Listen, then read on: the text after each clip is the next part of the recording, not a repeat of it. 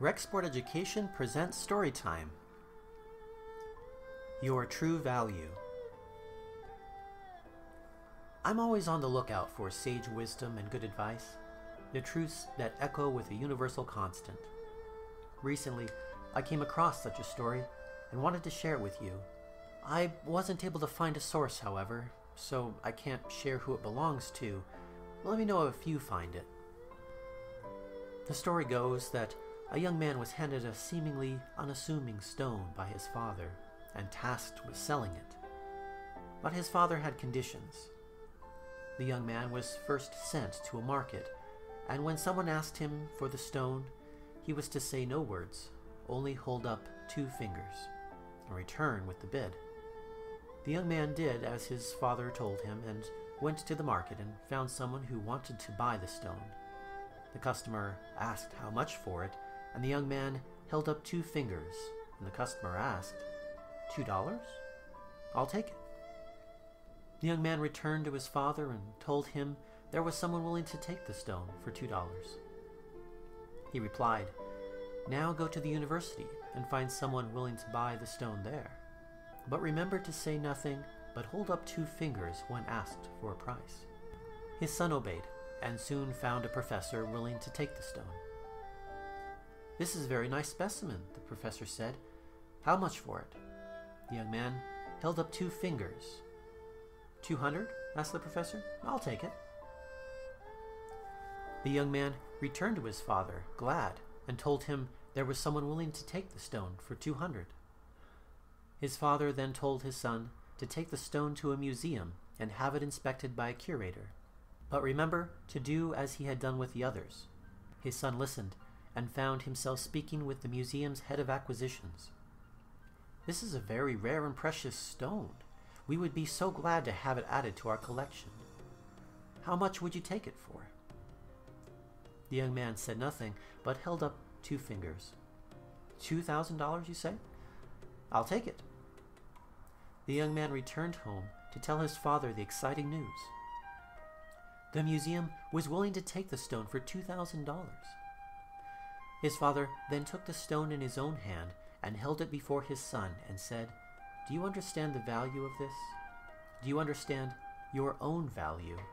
His father said, are you going to spend your time with those who will see you as more or see you as less?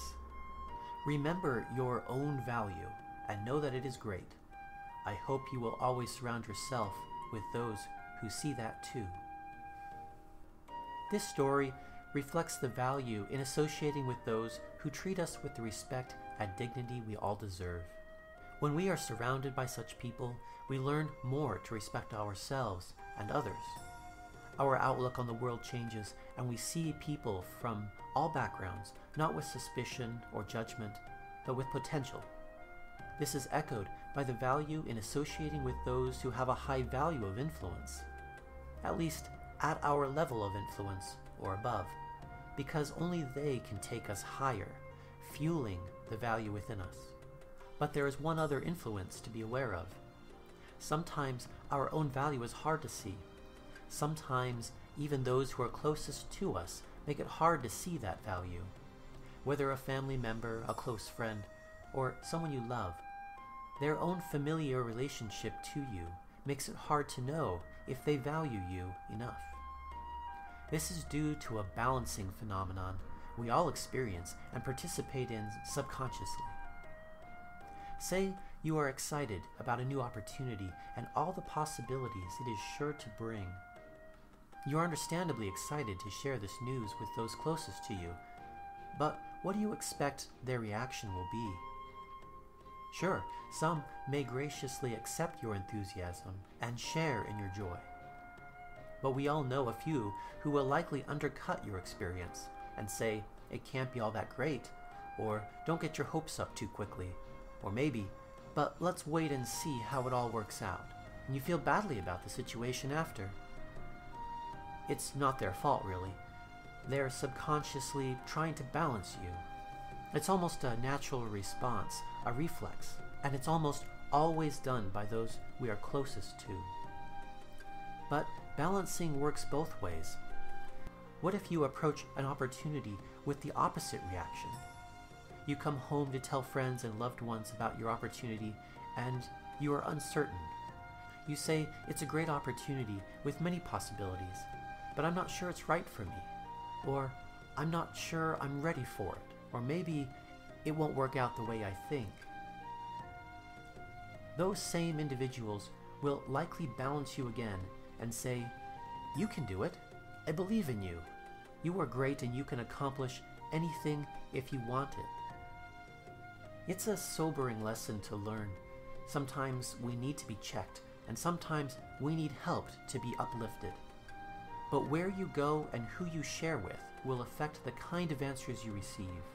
And sometimes those that offer you high value and praise or other is detrimental, while other times the self-check we get is even more valuable than a boost of our ego.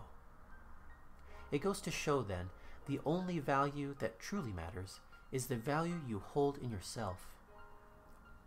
Remember, it is always best to know your own value, but a little help from others every now and then can be a big help when we need it.